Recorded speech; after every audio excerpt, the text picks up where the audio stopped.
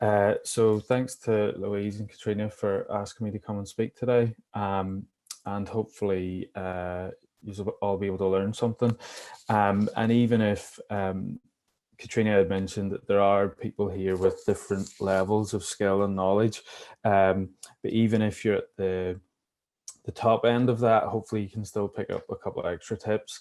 And obviously, if you're right at the beginning, this isn't a case of trying to scare you off or anything like that. Hopefully there's a few sort of clear actions that you can take away from this, whether it's now that you're taking them away, or if you're going to rewatch or go through the slides at another point. So yeah, just a quick bit about me, so you know roughly who's talking to you. So I have worked with all sorts of businesses and organizations since 2015 under the name Counter Digital. So hopefully I'll be able to show you the fundamentals, but how they've been applied across different sectors. So it does. I know most of you are coming from a retail focused background today. But regardless of that, the good thing is the fundamentals of digital marketing and social media marketing kind of remain the same regardless. But before that, I also worked for larger council-based organizations and also smaller startups. So basically in that position, it was two other people and me, so three people in an attic. And we were doing everything from marketing and selling the product to shipping it across Europe and the rest of the world. So we were doing everything, which is probably the position that some of you are in today as well. But like I said, these are things that I've been doing now for the last, well, close to 10 years. So hopefully I'll be able to show you that it's actually maybe slightly easier than you think in some cases. That's just a quick outline of where we're going to go today. So just a wee bit of housekeeping and growth tactics, just to show you the kind of things that we're going to be focusing on. And then you can see we'll just do a bit of a deep dive into each of those key areas. So content marketing, features, hashtag use, paid activities, competitions, and collaboration. And actually, when you break it down on social media, if you look at the biggest businesses, both nationally and even locally, that are doing really well on social media, they're actually just doing a combination of these things. So it's not about trying to do everything. It's just about trying to pick out what it is that you want to do and what you actually can do with the resource. And then, as Katrina said, we'll have Q&A at the end. But if there's something that you want to just ask as we go through so that you don't forget, you can just pop it into the chat box. And Katrina or Louise might flag it up to me as we go through.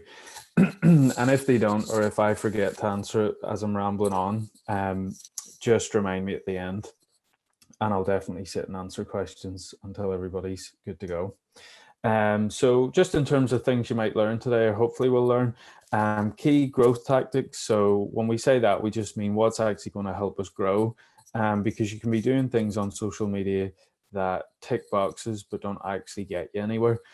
So we'll look at what actually contributes to growth. And when we talk about growth, we're always talking about it from both the business point of view of sales and leads and awareness, but also from a social media point of view of just trying to grow your audience and your channel. How to implement content marketing, which might be the most important tactic that I'll give you today, which is basically what you're actually going to put up there and what you're going to show people. How to use hashtags, which is just a very quick practical overview, because it's one of the most common things that people misunderstand or just completely ignore. And the role of paid activity in social media marketing nowadays in 2021 and beyond. And when we say paid, we mean budget, but it's not something to get scared off by. We're not talking about hundreds or thousands of pounds. As you see, it's very flexible. You can start with basically the price of a cup of tea or coffee. And throughout it as well, I think I've got 3 challenges for you. So just keep your eyes peeled for them challenges, because they're just designed to push you forward slightly after this, so you don't just walk away and continue to do the same things. Okay, so just a wee bit of housekeeping first, and this is social media housekeeping. as opposed to Katrina's about the call. The first thing is we're focusing on Facebook and Instagram today. And the reason is pretty simple. They're the biggest social media channels in the world, and they're also used heavily throughout Northern Ireland. Beyond that, they're used specifically by really the broadest range of demographics throughout the country. If you break down the core age groups or the key target markets that you would have, so people in their 20s, 30s, 40s, 50s, whatever, they will be using some combination of this. Now, what you might find is a certain person will say, I use Instagram more than Facebook nowadays. And then another person will say, I use Facebook more than Instagram. Regardless of the combination or the split between those two channels, these are still the two biggest. That may change, and it probably will change in the next 5 and 10 years, because social media, like everything, is always evolving. But at this point in time, the two biggest channels are Facebook and Instagram, and they're really going to be the ones that can help you drive your business goals. They also have the most accessible advertising options. And so when we talk about that paid activity later, these two have the most accessible options available. And that's partly because Facebook owns Instagram. So if you can kind of figure out how to use Facebook, then you'll know how to use Instagram, and vice versa when it comes to the paid activity. And the final thing is they're adaptable across sectors. So it doesn't matter if you're trying to sell a service or a product, it works equally both ways. That can't necessarily be said to be true for other social media channels out there. It can be slightly more difficult. The other thing is, if this is really your first step into social media marketing, or you've kind of flirted around the edges for a couple of years, you might not know that there's two different types of content on social media channels.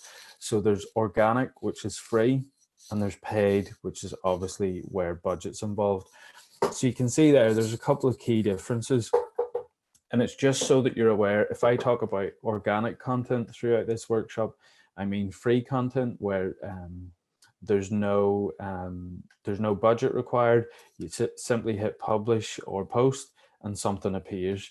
And obviously, if I talk about paid, I mean you've used a credit or a debit card or a PayPal account to actually pay to promote something to a bigger audience. You can see there's a couple of pros and cons with each. So with the free side, content is organically found. So that's where the name comes from. And what that means is when you log on to Facebook or Instagram, you are much more likely to see things that your friends and family have engaged with. Anything that they've liked, commented on, or shared, you're much more likely to see. So it means that you've organically seen this stuff because of your network. There is a time sensitive issue with organic content, because basically it takes time to constantly come up with new things to post. But hopefully once we go through the content marketing stage, I'll show you a couple of good techniques to make that slightly easier. There is another negative with organic, which is the reach percentage issue, which is basically how many people you reach with each post nowadays. Again, we'll talk about that when we come to the paid side. On the paid side, then we're talking about paid posts, ads, sponsored posts, sponsored content. You maybe heard of these things before. Boosting posts is obviously the most common action that people would take nowadays. One of the key differences with paid content is that it's interruptive. So if you think of it as when you're watching TV and an ad break comes on and it interrupts the program that you're watching, it's a bit like that in social media. You're scrolling through your newsfeed, and then an ad or a boosted post will interrupt that experience. Now, of course, it's up to you or me or whichever business is promoting that post to try and make the interruption a positive thing, something that people care about, that they're interested in, that they're going to actually engage with or potentially buy from you because of it. Obviously, it's budget sensitive, so that means you have to use money for it, but we can talk about what you might use and how much it might cost. But that's potentially a negative, although it's just a fact of life. But one of the key pros is that it's highly targeted. So if you want to target women in a specific age range or men in a specific age range or specific locations, like in a radius right around your store or shop, you can do that sort of thing. with the paid side. So just keep that in mind. Organic and paid, they're just slightly different. So then we've got growth tactics. So this is just a quick breakdown of the type of things that we'll be talking about today. And actually, when working with other businesses, big and small, and also just trying to constantly upskill myself in terms of doing the best social media marketing possible for my clients. Really, when you break it down, these are the core actions. Now you'll see I've got a bit more of a detailed breakdown, which we'll come to in a second. But if we just go back a second, we've got consistent posting. So one of the most common questions people ask when it comes to getting started with social media marketing is, how many times a week should I post? How many times a month should I post? How many times a day should I post? When it comes to consistent posting, the best description I can give you is it's like going to the gym. So if you have two neighbors and one neighbor goes to the gym 4 times a week and the other neighbor goes once a week, the question would be, who do you think is going to get results quicker? So the person that goes more is going to get results faster, but that's not to say that the person that only goes once a week is doing anything wrong. They're just doing it at the pace that they can cope with. So if you're a person that can't post every day or every week, that's fine, but you just have to understand that it's going to be slightly slower in terms of any results that you're going to try and achieve. That's all that is. So it's about finding the best balance between your time and resource and what you can actually achieve. That being said, in terms of these two channels, Instagram definitely favors people that post more. So the more that you post, the more likely you are to be seen. I've seen different case studies across Facebook channels that suggest different things. What I would say with Facebook is you don't necessarily have to post every day. You could post a couple of times a week and it would still be, there's still loads of scope there to get results. In terms of Instagram use, then the next growth tactic is to use hashtags. Even in 2021, so hashtags have been used almost for a decade now on Instagram. Hashtags are still massively useful. We'll get into why they're useful later, but one of the things I want you to take away today is if you're using an Instagram account for your business, you have to use hashtags. That's definitely going to help you. Beyond that, consistent engagement. So if and when people actually do engage with you, try and encourage it, like their comments, reply to them, encourage them to share things. We'll get into that in the content marketing section, but the more engagement that you can encourage, the better. The last two probably make sense to you. So running competitions is a classic social media tactic nowadays. It's been around for at least 10 years. We're not saying you have to run a competition every week or every month. In fact, I wouldn't recommend it. But what I would say is over the course of a 12-month period, it's something that you should look to timetable in because it's definitely going to help you if done on the right way. And we'll get to that. And then finally, we've got advertising / paid activity, as I'll call it later. As we'll see, that again, that is part of the social media marketing mix nowadays. It's just one of those things that has to be done alongside everything else, unless you're starting from a position of strength with big existing accounts. So if we break it down, you can see we've just got a wee bit more detail here. What I was talking about in the last slide was mostly on-channel growth tactic actions. We can also see there's some off-channel engagement that we can look at doing, and really that comes down to partnerships and being aware of potentially any opportunities that you can do to tag people, tag other accounts potentially with bigger audiences. But again, we'll come to that. So that's a rough breakdown of where we're going to go. Now, if we get started with content marketing. So content marketing, today we're going to focus on what you're actually going to post every day or every week on your social media channels, regardless of your business. I'm going to give you a framework that you can use no matter what you're selling. What I will say though is obviously in 2 weeks time, you've got Mark who is going to focus in his webinar on the type of visuals that you're going to use. So the type of images and videos and the tips and techniques that he would use to create the best content possible there. So we're not going to focus too much on that today. Just keep what we go through today in mind when you go through to Mark's webinar in 2 weeks' time, when he focuses on the visuals. So content marketing is a technique that's been around for at least 100 years. One of the most famous examples is the Michelin food guide, which was actually invented by the two Michelin brothers that obviously started the French tire company. The reason they started the Michelin guide was because they realized that they needed to get people out driving more in France. And when you consider this was 100 odd years ago, that wasn't a common occurrence. So at that point, they weren't looking for the best and most prestigious food places in France. They were just looking for places as far away from them as possible so that people would drive to them, wear down their tires, and then come back and buy new tires from them. What they did though with that guide was provide and pack it full of useful information. So places to stay, places to eat, petrol stations, breakdown, emergency numbers, and so on. And what they were actually doing, whether they knew it or not, was they were tapping into customer interests, which is what we're going to focus on in this section. Now, if we fast forward to modern day content marketing, you can see what we're going to try and do is aim to get this gold star in the middle. All of you today probably know your business messages, or at least I hope you do. So you know where you are, you know what you sell, your expertise, your opening hours, your delivery rates, what you can provide to people. You also at this point know what channel you're going to be using for your marketing. In this case today, we're focusing on Facebook and Instagram. So you actually already know two pieces of this puzzle. The hardest part for a lot of businesses is to focus on what their customer actually cares about, what their customer is actually interested in.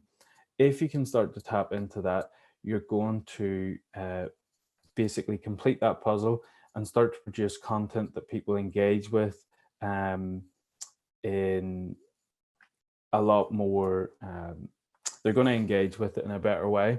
That's going to result in growth of your social media channels and hopefully growth in the leads and sales for your business. But without content marketing, if you're just constantly posting sales messages that don't tap into the interest of the customer, those other things just won't happen.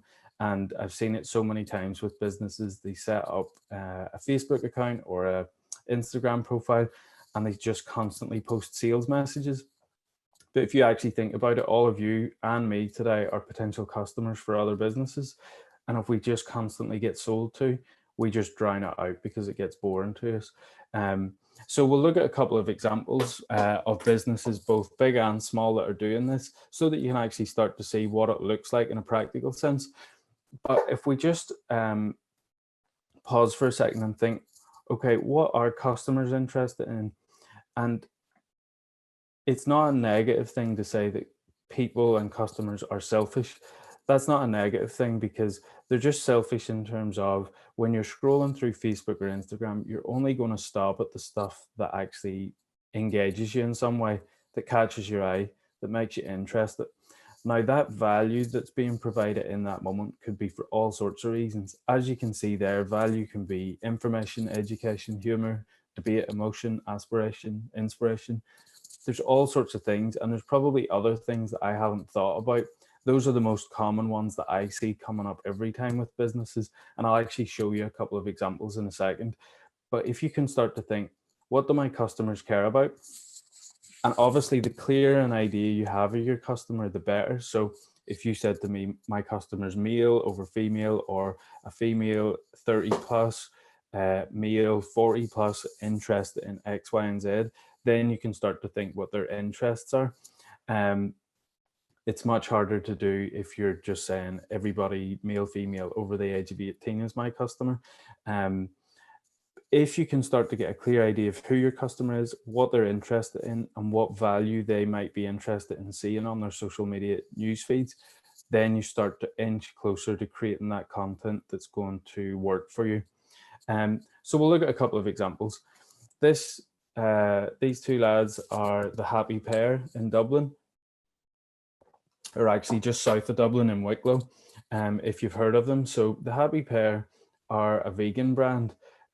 They have cafes, they sell sandwiches and wraps in shops and airports and all that sort of stuff.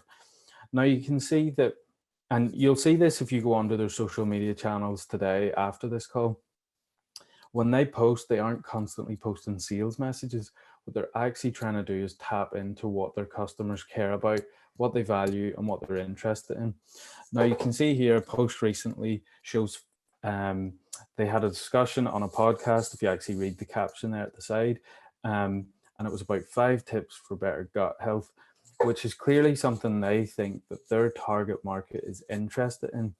And when you scroll down, they actually list out the 5 different tips. So you can see there, in terms of value, if you're interested in that sort of thing, in terms of like having better gut health, we've got 5 different tips there that you can then read about, become more knowledgeable about, and potentially apply to your own life if that's what you want to do. So in terms of value, if we just go back, you could probably say it's information or education, or a bit of both. So if you didn't know that stuff before, you've been informed or educated. Now, what that does is just taps into people, it taps into their target customers' interests. It obviously helps if you look like that as well. Then we've got a slightly smaller business. So this is Jacoa, which is a cafe in Ballymena. And I actually worked with them a couple of years ago. And they've done great things since, although I can't really take credit for it because it's probably much more down to how the products look, as you can see there. And Mark will probably talk about that when he talks about styling your products and your images, because if you think of this shot of a coffee and pancakes, it's not just taken as it's been thrown down to somebody as they're sitting there. There's been time and effort put into making that look as appetizing as possible. But if you actually read the caption again, we've got some tips in terms of how you could basically fancy up your own pancakes at home if you want to try it yourself. And that's where the cafe's tapping into customer interest of trying to do these things on their own in lockdown before we can all go out and actually eat and enjoy food at these places again. And if you think about it, this post actually does 2 things. So number one, it potentially gives you ideas just to fancy up your own pancakes at home for something different during lockdown. But also, if you think that looks good, the chances are you probably want to go next time they're open. So actually, without having the word buy or sell or come here or do this, it actually sells for them in this case. Paddy Power. So just a quick word on Paddy Power. Regardless of what you think about gambling or betting, Paddy Power is a great example of social media marketing, and I would definitely encourage you to go and check out their channels afterwards as a case study. So just quickly, Paddy Power have essentially boiled it down to their target market being more likely to be male, probably 20 plus, interested in sports, all sorts of sports that you can gamble on, but also with a stupid or an immature sense of humor. That's essentially what Paddy Power would probably describe their target market as being. And that results in them then creating content like this, which is referencing the boxing world in this case, or the UFC world, and making a joke at themselves in terms of how much weight they've gained during lockdown. Again, you can see when you actually click into Paddy Power's Facebook, Instagram, or even Twitter accounts, they're constantly just trying to make their audience laugh. So if we just rewind a second or two, let me see. There we go. Value can be humor. So in this case, Paddy Power's tapping into the humor aspect. And if you think about it, when you're scrolling through Facebook or Instagram and you're just trying to kill some time in between work, after dinner, in the evening, you're not always looking to be sold to. You're looking for things that are going to tap into what you're interested in, whether it be sports or TV or anything like that, but also things that make you laugh. Anything that makes you laugh is more likely to make you stop. And Paddy Power know that, and they're constantly trying to do that with their audience. And then only once they've built up that connection over time will you see that they slip in posts with the odds for the next race, match, fight? And you'll actually see they apply something that social media marketing people will talk about, which is the 80%, 20% framework, which we'll talk about later. But essentially is 80% of the time you're trying to build up that relationship by posting things that your customer is interested in, provides them value. And then 20% of the time you're trying to directly sell to them. So you're separating things into black and white, as opposed to just trying to do both in the one post, which kind of does nothing and achieves nothing. If we take another look at a local example, we've got Property Pal. So I'm sure a lot of you follow Property Pal or go on every so often. Again, another great case study if you want to look at their social media marketing after this webinar today. And again, on whatever channel you choose, you'll see them trying to do this. So you can see that a standard post here would be list the pictures of the house, list the details. So it would say 4-bed detached in this area for this value, maybe with a garage and a garden and so on. But if you actually read the caption at the top, basically Property Pal again are trying to make you laugh or tap into something beyond just the basic details of the house. So they're chatting rubbish here about how the house looks as though it smells nice, which obviously is ridiculous when you just dissect it here in a webinar. But they're just trying to tap into things that are going to make you laugh, and you'll see probably countless examples if you scroll through their Facebook after today. Again, we'll look at another Property Pal example here. So if anybody has tried to explore the use of Instagram stories for their own business, here's an example of just how strange it can be, even for big businesses like Property Pal. So there's a feature within Instagram stories that allows you to encourage your users to type something, as you can see there in the box in the middle. Now, what Property Pal have actually asked here is, what weird thing do you find, or did you find when you moved into your new house? So of course it's tapping into their customer's interest in terms of property, their own homes, what they care about, but they're also trying to make people laugh. So you can see here, there's a few strange ones like the teeth on top of the kitchen cabinets, which obviously were the previous residents, a dead seagull in a bin, a blanket nailed to a wall in an attic for no reason, a car, which seems very strange. But by doing this, they're actually trying to make people laugh and just keep people engaged with the Property Pal name. And of course, the more somebody's engaged with that name, the more likely they are to just go, okay, the next time I want to search for houses, I'm going to go and look at Property Pal because they're the place with all the houses. Here's another strange example. So this is a slight sidestep because this guy isn't actually doing it for business purposes, as far as I can see. But this guy, Peter Donaghy, is local to Northern Ireland. And over the last year, he has, now this is actually on Twitter, but it's still a good example. So I just want to show you because the lessons can still be learned. Over the last year, he has constantly tweeted the numbers related to coronavirus every day. Sorry to bring up the C word, but this is still a good example. So over the last year, he's tweeted constantly about coronavirus. And in more recent times, since the start of the year, he has tweeted about the vaccine numbers. So constantly every day on Twitter, he's given updates of 6,000 vaccinated, 10,000 yesterday, so on and so forth. And the interesting thing is, over the last year, I've watched his Instagram or Twitter following. You can see there, which is just over 4,000. I've actually seen it double. So at one point it was about 2,500. The reason it's doubled in the last year is essentially because he's providing something of value. So again, if we go right back to the start, we've got value in what he's posting, because not all of us are going to dig through the statistics provided by the government every day. I'm certainly not. But he's also tapping into customer interest. So he's informing people, educating them.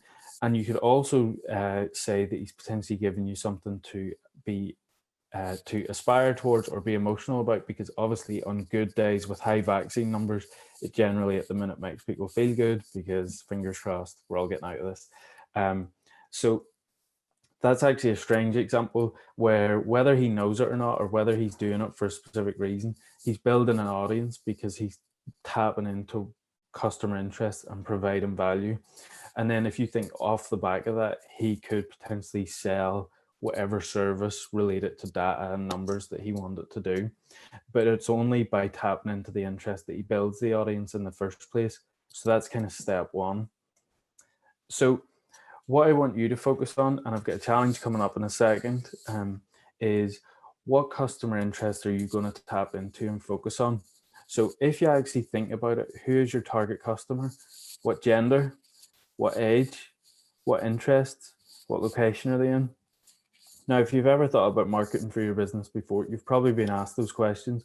But they are really important questions to ask, and the more that you can tap into them, the better.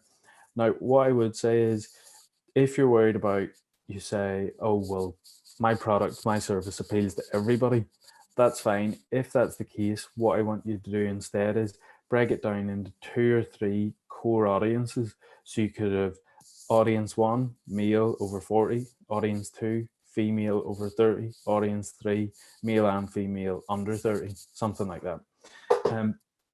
Next, once you've actually focused on who they are and what actually interests them, then the next question is, what is going to make them engage?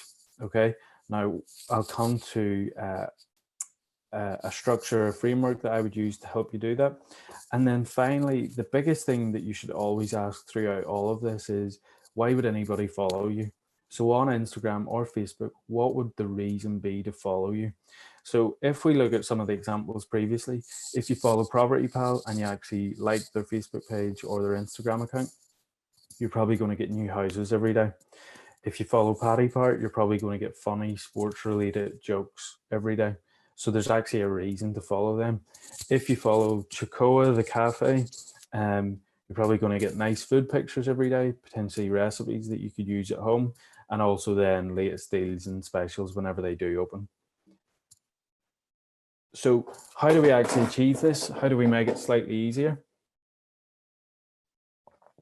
One technique I use is called content pillars or content marketing pillars. And as you can see there, they are key themes with a long-term focus that act as a starting point and that are reusable. Now, hopefully that doesn't sound like gibberish, but I'm going to give you a concrete example now just to show you exactly what it means for a business. So if you imagine we all owned a gym together, and whether we owned it today in 2021 or 10 years ago or 20 years ago, we'd probably still be talking about those 4 key things. So fitness and exercise, healthy lifestyles in terms of the food and nutrition, mindset, motivation, mentality, and then people go to the gym for fun or personal development, trying to improve themselves. So those would be, if we owned a gym together, those would probably be our 4 key content marketing pillars, regardless of what year it was and regardless of what social media channel we were using. What you can then do is, if you have a couple of key content marketing pillars that you can just constantly go back to, once it hits a Sunday or a Monday morning and you want to figure out what you're going to post for the week ahead, you can pull ideas out from those content marketing pillars.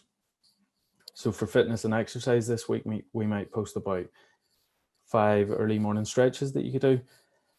With healthy lifestyles, we might post about the benefits of drinking water. With mindset, how to beat bad habits. And with the fun or the personal development, when we have, when gyms are actually open again, it could be behind the scenes pictures of climbing up a mountain or visiting a beach, some group session together. So you can actually see, when it comes to week 2, we can just wipe the slate clean and figure out what's our post going to be again. And if you get into a rhythm, you can actually just change the ideas slightly. So instead of 5 early morning stretches, it could be 5 stretches to do at night before bed, or 5 stretches to do before you, or when you work in an office environment and you're sitting at a desk all day. If it's healthy lifestyles, it could be the negatives of not drinking enough water, the negatives of drinking too many fizzy drinks, the benefits of eating broccoli.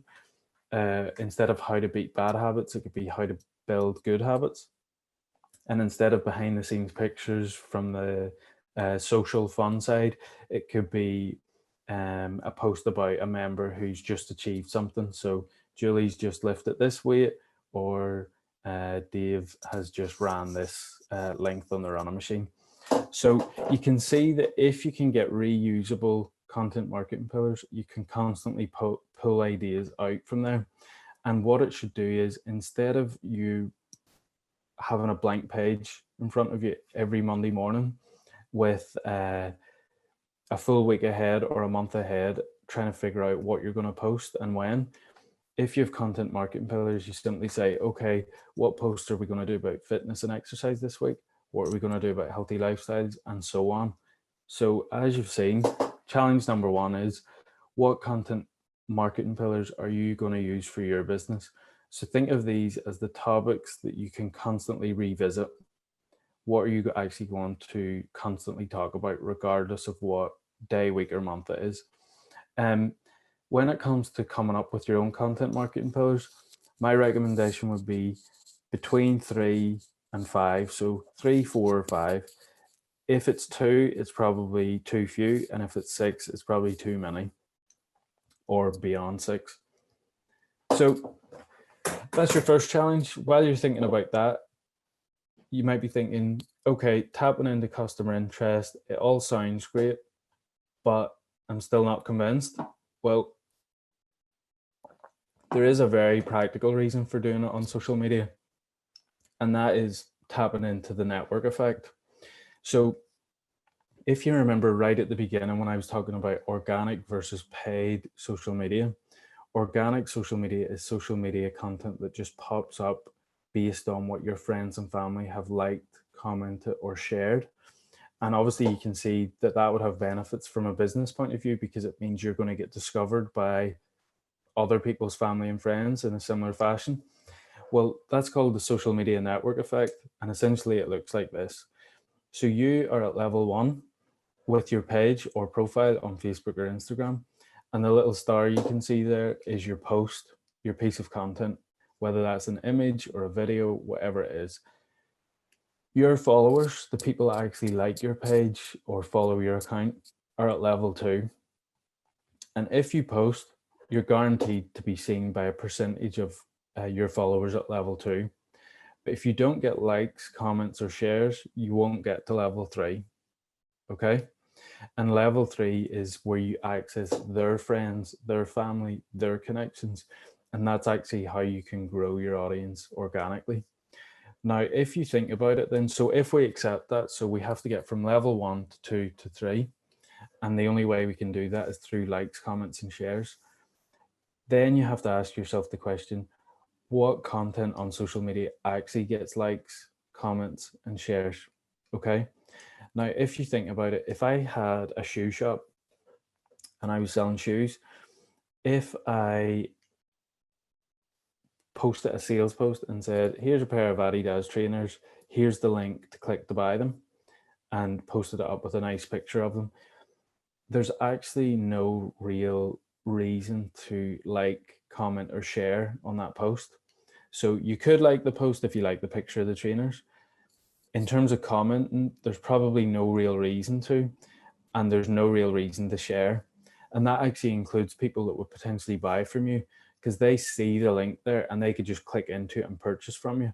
So from a sales point of view, the post has potentially worked because it's got a sale, because somebody has clicked the link and purchased on your website. But from a social media point of view, you haven't moved from level 2 to level 3. So then we have to think, well, what can we post that's going to get likes, comments, and shares? And that's where all those examples that I've shown you have come in. So you could go down the happy pair route and try and inform or educate people. You could do Paddy Power and Property Pal by trying to make people laugh, which of course is easier said than done. You could go down inspiration or aspiration route like Jacoa and post really nice images of your food. You could do the COVID data guy on Twitter and just provide constant reams of information. Whatever it is, you have to think what's going to push you from level 2 to level 3. And just to very quickly recap before we go on to some ideas that you can use, if we go right back to the beginning, in terms of value, that you can provide and tap into customer interest, you don't have to stick to one of these. So you don't have to say, okay, all we do is provide information, or all we do is provide education, or all we do is provide humor. You can mix and match through these as you go and experiment with what actually works for your audience. Okay, so hopefully you're still thinking about your challenge of what content marketing pillars you might use for your own business. Beyond that then, and beyond this network effect that we're going to try and tap into, just a couple of classic ideas that are used across social media that should help you regardless. So again, even with content marketing pillars, people might think, what should we post? How can we keep it fresh? How to make it manageable? Well, there are classic types of content marketing on social media that are constantly reused, and you'll probably see this across the board, regardless of what sector or business. So we've got a couple of classics up there that you'll see a lot on Instagram, but you'll also see them on Facebook. The reason you'll see them more on Instagram potentially is just because hashtags are a bigger thing on Instagram, but we'll talk about that later. So Motivation Monday, where you're maybe posting something to inspire your followers, or you're maybe harking back to a previous business success. Testimonial Tuesday, of course, that speaks for itself, reviews from previous customers. Throwback Thursday, so maybe a memory from your business over the past couple of years. Follow Friday, where you encourage people to follow other businesses or suppliers or partners that you have in your industry, and then vice versa, where they potentially tag you. Did you know? So you can ask people, did you know X about your business or sector? This is how we do X. Behind the scenes, 24 hours app, recipes if you're in a food business, experiences from their point of view. So actually showing the camera from the person that's viewing it, their point of view. Asking questions, which is a classic on social media. So constantly asking, do you like this dress or this one? Do you prefer burgers or pizza? What does your dream house look like? What's in it? Research, insights, and tips. So that kind of, you can see that kind of taps into the COVID Twitter guy. So you can see classic ideas there that are constantly being reused, and you can constantly reuse them yourself. We can also look at calendar days. So of course, we've just got the full 12-month calendar and everything that slots into it. So what would you post about Valentine's Day, St. Patrick's Day, Easter, summer, Halloween? We've got niche specific days. So you can see there National Beer Day, which probably sounds ridiculous, but not so much if you actually sell beer. There's even a Northern Irish Craft Beer Day, I think. So actually go on to Google and start to search and see if you can find things that relate to you. If you're stuck, you can go to Google. Here's my tip for finding niche specific days. Go to Google, type in, is today a special day? And click on the first couple of links. I think one of the websites is called nationaltoday.com, and it actually gives a full calendar for every month of all the sort of days that are available. Now, a word of warning, most of them are rubbish, but what you're looking for here is just an excuse to do something different with your marketing, to tap into something different so that you're not constantly talking about the same thing. Then we've got seasonal days. So like I said, Christmas, Halloween, and so on. And then finally, any business milestones or successes that you want to talk about. So things that just happen naturally to the business throughout the year. Those are all things that you should be using for your content as well. And then, like I said, I think this is just to finish this section. Yeah. If you're trying to figure out where to position this and how to actually work it out across a week or a month, potentially start with the 80%, 20% framework, where 80% of the content is designed to get engagement and push you from level 1 to 2 to 3 by getting as many likes, comments, and shares as possible. And then 20% is designed purely to get as many sales as possible. But what you have to remember is that 80% content is actually sales content as well. Because if you think of the likes of Property Pal and Jacoa, that content still encourages people to engage with them, either to buy from them or to list their homes or whatever. So when we talk about 80% designed to gain engagement, those aren't non-sales posts, they're just engagement focused posts first. And you could say to me, after you actually do this yourself, 80%, 20%, it doesn't work for me. I'm going to do 50-50 or 70-30. That's fine as well. So you have to find your own balance on what works for you. Okay, so moving on then to features. So this is just a quick look at features across Facebook and Instagram. And I really do mean quick, and there's a reason for that. So the first thing I would say is don't be afraid to explore the channel features yourself. Go onto Facebook, go onto Instagram, and just click around and look at stuff, because that's actually the only way that you'll get comfortable. Of course, you can listen to people like me in webinars, you can watch YouTube videos, there's loads of tutorials out there, but the way to actually really get comfortable is just to test these things yourself. Beyond that, then you have to start thinking what's going to work for you, the business, in terms of time and resource, and also potentially just how suitable it is for your sector, but also your customers.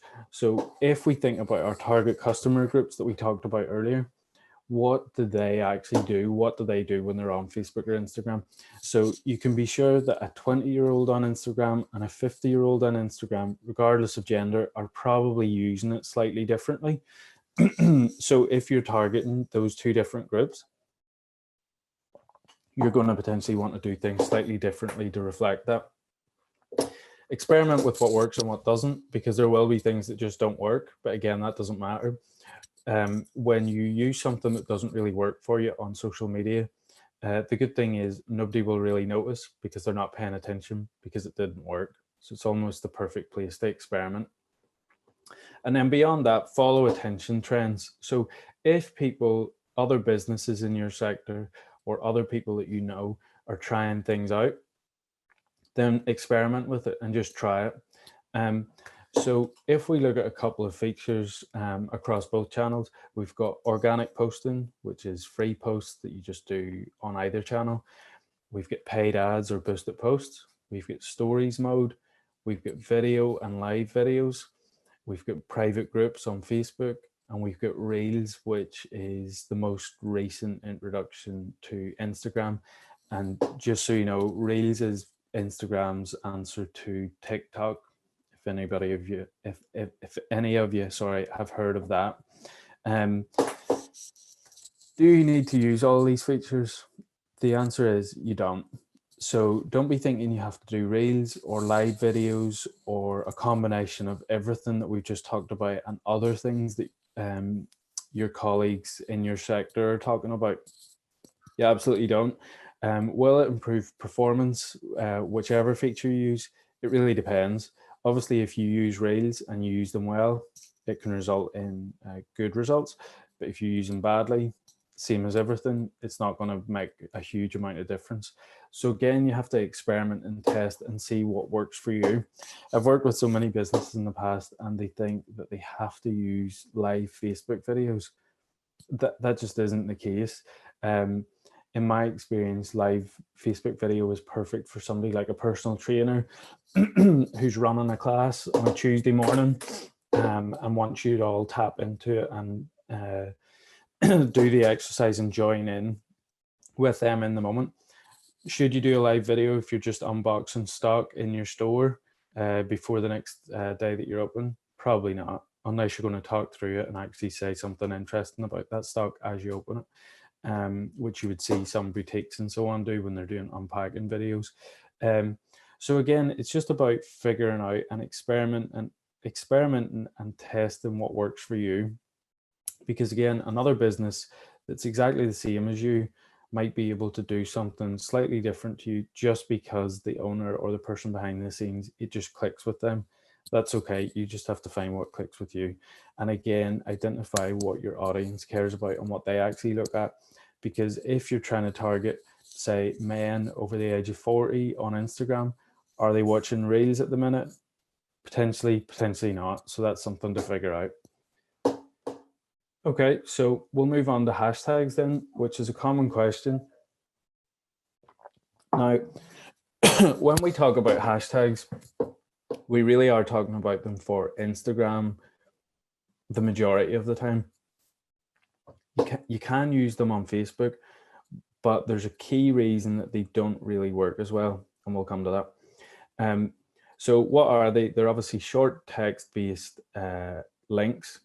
Apparently the hashtag symbol used to be called the pound symbol, but now probably 9 out of 10 people out there would call it the hashtag symbol. What they do is they group together content, conversations, and topics. And they were launched by Twitter way back when, and they were used by Instagram from day one, 11 years ago. And that's actually one of the key reasons that they're really important on Instagram, but not so much on Facebook, because on Facebook, people have been using Facebook for years before they were introduced in 2013. So that's one reason why they never took off on Facebook. What they actually do then, so let me just move my camera there. The biggest thing is they increase exposure and put your content in front of people that don't follow you. So it's the perfect way to grow your audience. And if you think about it, if you're starting from scratch, that's going to be crucial to you. And all too often I see businesses starting from scratch that post content on Instagram and don't use hashtags. And it's such a quick and easy win that makes you far more easily found and more easily searchable. Lets you build a following from scratch. And also importantly, it lets you go target a niche. So if you remember earlier, we were talking about the Happy Pear, which is a vegan company. Now, I'm not vegan, but there are people out there who are, and they're going to be interested in vegan food, recipes, books, so on and so forth. So they will search and look for vegan hashtags that will potentially bring up content, new recipes for them. And I won't search for it because I'm not vegan. So that's perfect for those businesses, because the people that find them will be more likely to be vegan, and the people that don't will be people like me who probably weren't going to be customers anyway. And you can actually apply that to anything. So if you think of football, if you sold football shirts, just for example, whenever you post up content with the hashtag Manchester United, and then you post up another shirt and it's hashtag Liverpool, well, you can tell Liverpool fans will probably look at the Liverpool post and United fans will look at the United post. And that applies across the board. So if you sold coffee, for example, same story with coffee hashtags and so on. So how do you actually use them? Hashtags can't include punctuation or spaces. So hashtag Northern Ireland, for example, can't be Northern space Ireland, has to all be one word. It can't include punctuation like the @ symbol or anything like that. It can include upper and lowercase letters, but it doesn't make a difference. So just to be very clear, Northern Ireland, all uppercase, all lowercase, and with N and I as uppercase is basically the same hashtag, just written in 3 different ways, just so it looks slightly different, but it's the exact same hashtag. Whereas hashtag N Ireland is a different hashtag. So it's actually the combination of letters. And that's just important to remember, because then it gives you more options in terms of how many hashtags you use. Apart from that, there's no other limitations. You can jump on any hashtag and use any hashtag, and you can also create your own. I'll get to that in a second. Which hashtags should you use then? So the first thing is you use natural hashtags that are relevant to the content that you're posting. So if you're posting a pair of shoes, of course, you're going to use hashtag shoes, hashtag trainers, hashtag Adidas trainers, whatever it might be. Also look at competitors. And when I say competitors, I don't mean locally, although you can, but just anywhere, America, the UK, wherever it is, look at what hashtags they're using in your industry. Utilize the search function within Instagram and actually look at what hashtags are coming up. And I can talk about this more in depth in the Q&A section at the end if needs be. In terms of how many you can actually use, you can use 30 per post on Instagram. And you can see there I've got how you would actually break that down into huge, medium, and niche. We'll come to that in a second. On Facebook, you can use hashtags. Just before anybody asks, you can use them. You'll probably see them from time to time. People would never use up to 30 hashtags on a Facebook post, although technically you can. The key reason that hashtags aren't as successful on Facebook is because people don't really search for them. They don't look through topics and content via hashtags on Facebook in the same way that people do on Instagram. So it's just because of that one key difference that hashtags don't work as well. You can experiment with them, and a lot of content I would use 2 or 3 key hashtags just on Facebook content as well. So sorry, I'm gonna have to move my camera again. There we go. So you can see in this case, I was just imagining if I was a ceramics based business, what hashtags would I use? So the way I generally break it down is into 3 sections where you try to get 5 or 10 hashtags within each of these sections. So the first thing is the content that you're posting. So image or video, what is actually seen in that video.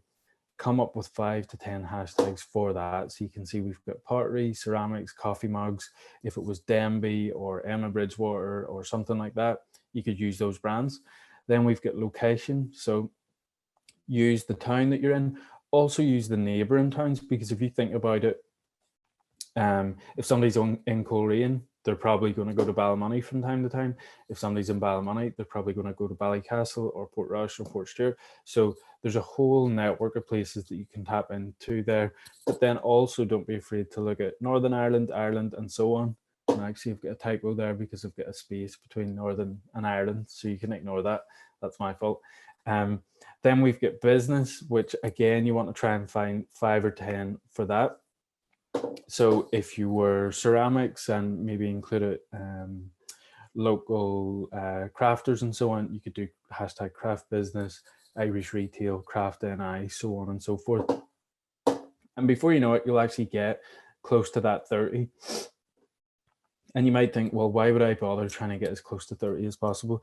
But if you think about it, each hashtag is another opportunity to be found by people searching. So there could be people looking under hashtag Coleraine. There could be other people looking under hashtag craft NI, and another person looking under hashtag coffee mugs. And actually, if you use all 3, there's potentially 3 different people or 3 different audiences that can find you from that. So second challenge is think about what hashtags you might use. If you've never used them before, you can actually just start by writing them down or jotting them down on a piece of paper or in your phone in a note, something like that. And before you know it, you'll have a decent list that you can potentially reuse in various combinations as you start to post out new content. You want to get at least sort of 15 plus, 15 to 20 minimum. And everybody should be able to do that when you start to include those locations and wider sort of industry or sector hashtags, not just based on the content of the product. Next up, we've got paid activity.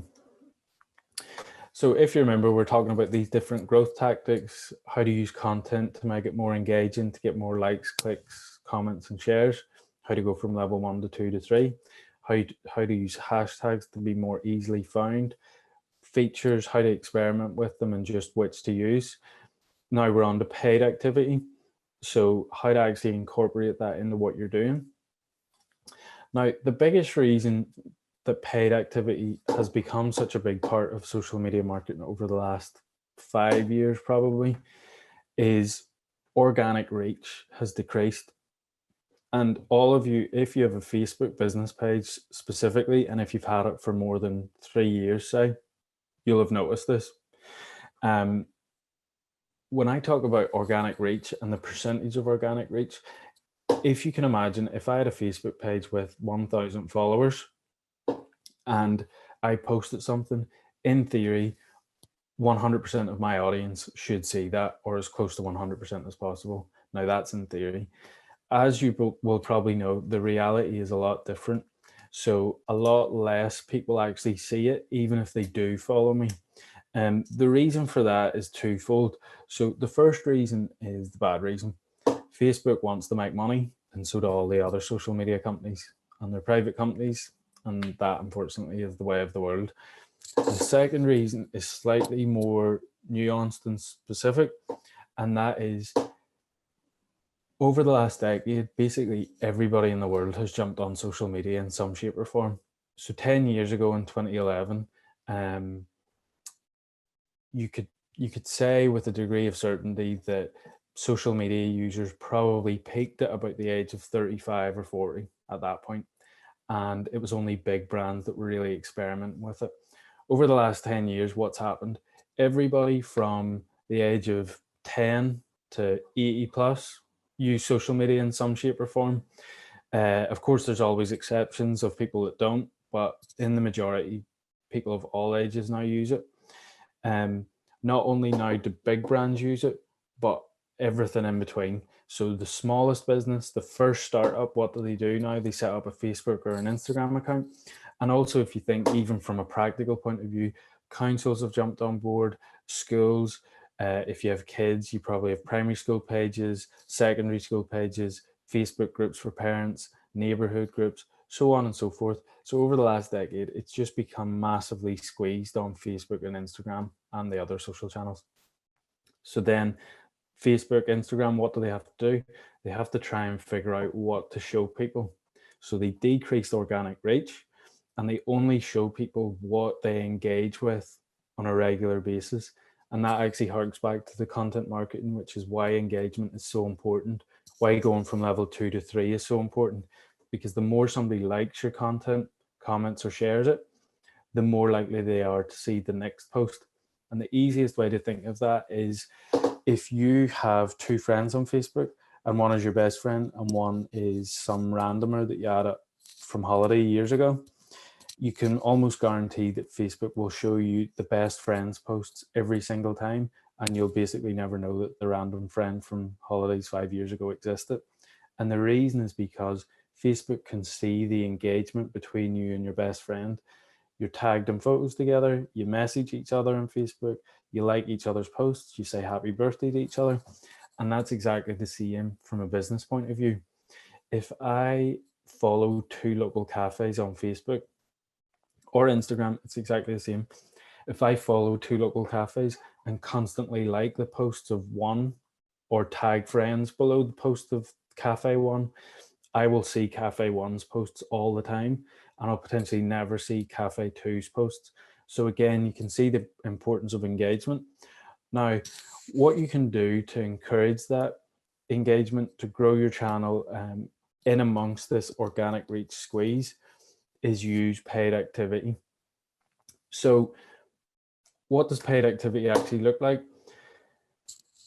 Essentially, it's boosted posts or Facebook ads, Facebook, Instagram ads. We'll get to that in a second. Why would you actually use it? It lets you build an audience or potential sales from scratch, because if you're starting completely from scratch, as in you have 0 followers today, and you just want to do it organically, it will be a long and slow road to do that. Now, what you might find is a lot of social media marketing people like me or digital marketing people might not tell you that outright because they don't want you to, or they don't want to tell you. But that's the truth. The reality is, if you're going to do it completely from scratch nowadays with 0 followers, it's going to be a long and slow road. It can still be done, but it will be slow. If you're starting with a page that maybe has a couple of hundred, couple of thousand followers, then okay, there is more scope to not use paid straight from the off, but you would have to start with a decent audience to do that. What I would say though is, for everybody here, you should try and budget for some ongoing ad activity, regardless of your size and regardless of where your business is at this point in time, or what sector you're in. Because Facebook ads, Instagram ads, boosted posts, they basically start from a minimum payment of 75p for every day that you run it. So you've maybe seen that. If you ran a boosted post before, it used to be a minimum of £1 spend, but they dropped it to 75p for some reason. So if you think about it, I said it at the beginning, it's roughly the cost of a cup of tea or coffee across a week if you were going to run something for 3 or 4 days, 350, something like that, absolute minimum.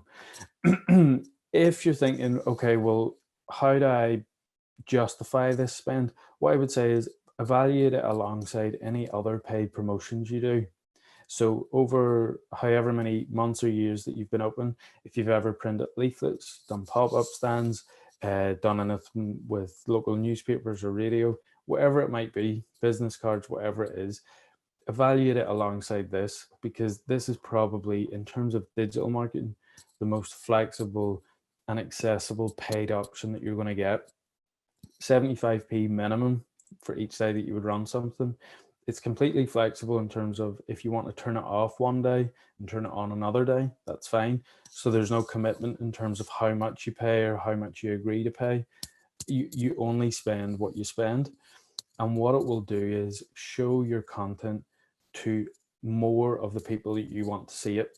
So if you want to show your content to women over 40 or men over 40 in the North Coast area, just for example, you can do that with this paid approach. What I would say is try and budget it in so that you have scope to do it once or twice per month, whether that's for a tenner a month, 20 quid a month, whatever it might be, and then experiment with it. So take 2 or 3 months, see if you can experiment with it, and then reevaluate at that point. And the absolute worst you've done is, and it wouldn't be a waste, but the worst you would have done is waste, say, 30, 40, 50 quid at an absolute maximum. How do you actually do it? So one of the common questions is, what's the difference between Facebook boosted posts or Instagram promoted posts? They're the same thing, and Facebook or Instagram ads. So Facebook launched something called the Facebook ads platform probably 8 years ago now. That Facebook ads platform is quite detailed and has a lot of information and options and features that you can get lost in if you haven't used it before and you don't know what you're doing. So Facebook recognized this and then introduced something called boosted posts, which is a limited version of ads with less options and less control, but it's quicker. So you can see there's pros and cons to weigh up. The big con is the lack of control. The big pro is just how quick it is to actually do it. What you'll find is some digital marketing people like me will say, don't run boosted posts, you're wasting your money. And there can be arguments for that. But if you do it in the right way, it actually can help the business. The reason that people warn you off boosted posts is because they think that you don't recognize that there's more options and control available within the ads platform. But as I say, where is it? The next screen here. Only expand to Facebook ads if you actually need to. Not every business needs to. If, say, for example, though, you're running an e-commerce store, then it is definitely recommended that you would expand to that.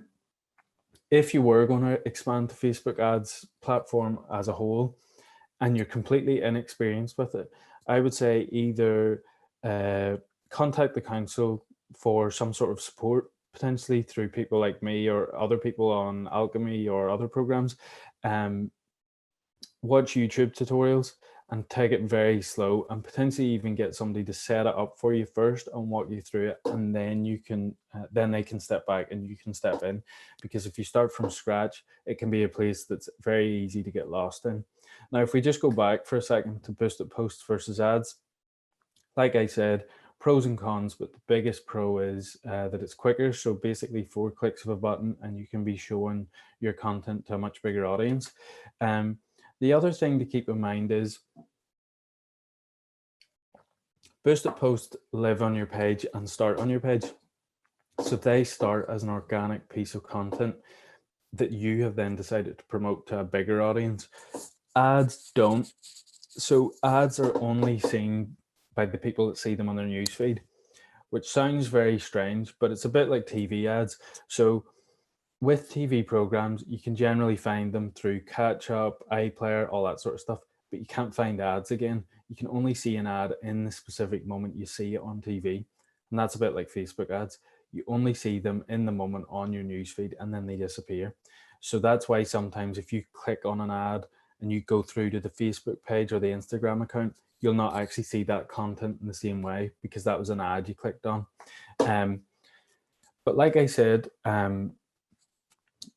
boosted posts are definitely a viable option for probably most of you to start with and to experiment with to begin with. And then, and only then, if you thought it was justified or you talked to other people and they thought it was justified, then you could expand to Facebook ads. So don't feel as though you're getting shortchanged because they're not for everybody. Like say, for example, cafes, maybe some local personal trainers and so on, they just don't necessarily need to run Facebook ads. Boosted posts are more than enough. So depending on your business, it could be exactly the same. In terms of what you should start with for a budget, what I would say is look at what the profit of one sale would be, okay? And then take that as your starting budget. Now, depending on the price of the product, obviously, if it's a cup of tea and it's a quid or two, then of course that should be like a daily budget. But if it's a bigger product that's and the profit is higher, then that could be potentially a weekly budget to start with. And then of course, if you get one lead, one sale from that, it covers that. It covers the initial budget, and then you can go from there.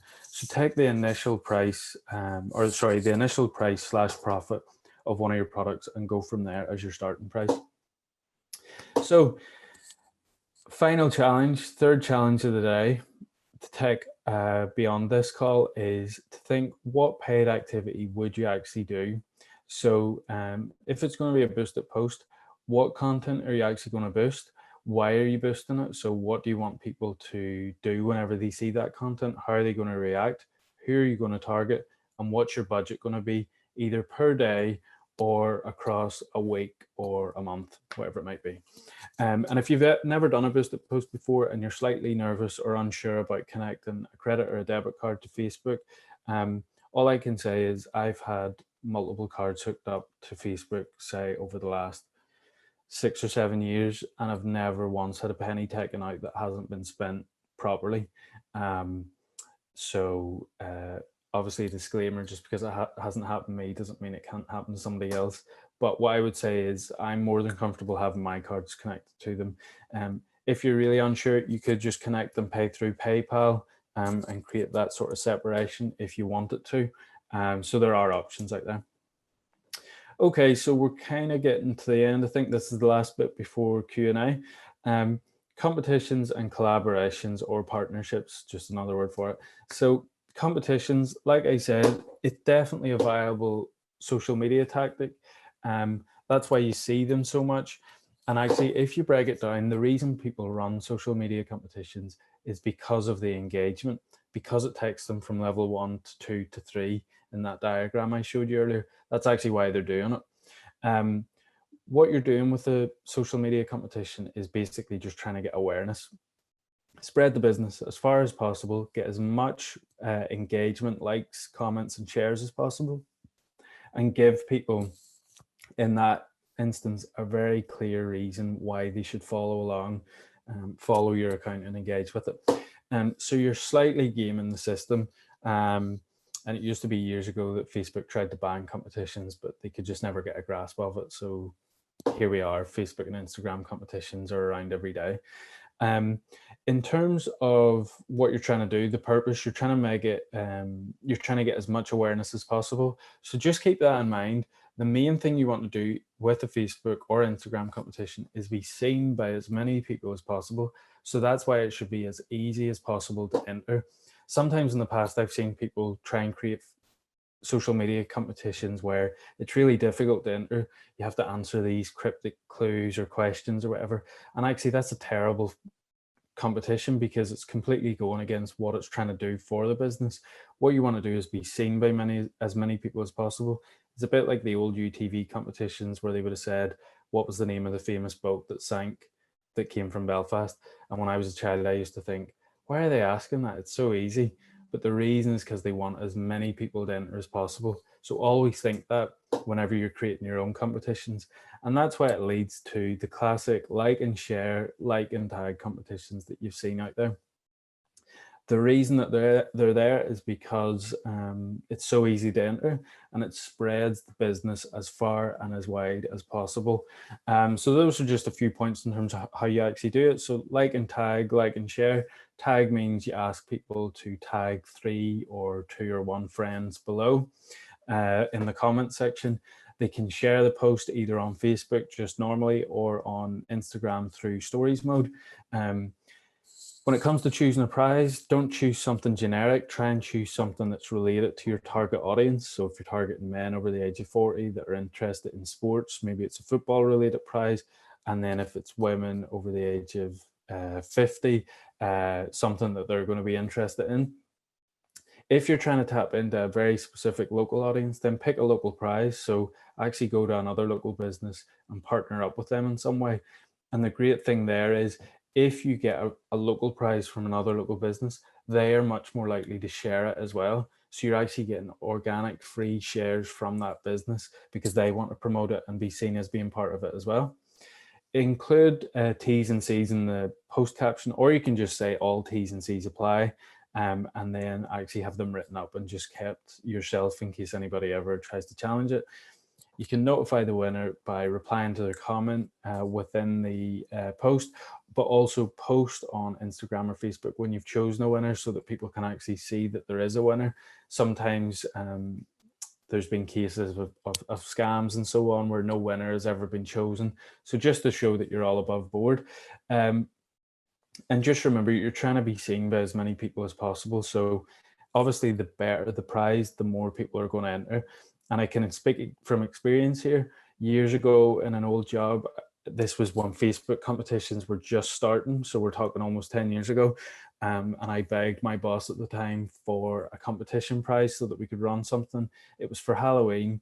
He gave me what can only be described as probably the worst competition prize ever, and nobody entered. So they wouldn't even like, comment, or share the post for free, even though it was 2 clicks of a button and you get free stuff. That's how bad the prize was. So what I would say is social media marketing competitions work, but of course, it's very much dependent on the prize, which should sort of make sense. But sometimes you just have to experience these things, as I did. We deleted it and we never talked about it again. Okay, in terms of collaborations or partnerships, then this is where you can potentially partner up with other local businesses or other businesses in your sector where you do something together and create a bit of buzz about it. And what you're getting there is the power of 2 audiences, of 2 businesses working together. I'll give you a very quick example. So a girl I know, has a business in faux flowers where she creates like artificial flowers. And she partnered up with another girl who creates pottery and ceramics. I think she's actually Ballymoney based, called Zara Ceramics. And together they created a Mother's Day offer, which was Zara Ceramics created the vase, and the other business created the artificial flowers that you could put in together. They joined together to create this. So basically bringing 2 connected but slightly different businesses together. Then they both promoted it constantly for weeks on end before. And then once the actual product hit the website of both of the businesses, I think it sold out in a couple of minutes or maybe an hour or two, just because there was that buzz around creating something between the 2 businesses and the power of using both audiences. So I actually think of reasons. You can come up with reasons regardless of what sector or industry you're in. In terms of any partnerships or collaborations, think about what the audience wants and those customer interests that we talked about before, and what they might experience if they are going to follow along. So in this case, they were following along for that Mother's Day experience that just finished last week, I suppose. Also consider overall costs. So if you were going to partner up with another business and potentially they wanted you to contribute money, there was maybe costs involved if they were going to post about you. If you're working with influencers, say for example, that have big accounts, you need to weigh up the costs. So just like you would with boosted posts or competition prizes, you want to see how much it actually is going to cost you. If you're trying to just find businesses or influencers or accounts that you can maybe tap into, just actually search via Facebook or Instagram around the things that you might be interested in, or actually look through different hashtags. And then in terms of contacting them, if you're just doing outreach for the first time, it's just classic cold phone or email and see where it goes from there. But always when you are coming up to strike a deal, think about the specifics. You want to nail down what you're both getting from it if you are actually collaborating together in some sort of partnership. So that's everything that I wanted to go through. Remember your 3 different challenges that I went through, and I think I see maybe a few questions popping through there. So if you want to start going off mute, you can talk to me and I'll try and answer everything I can.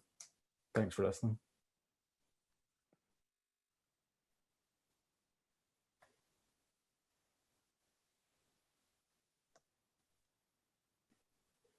So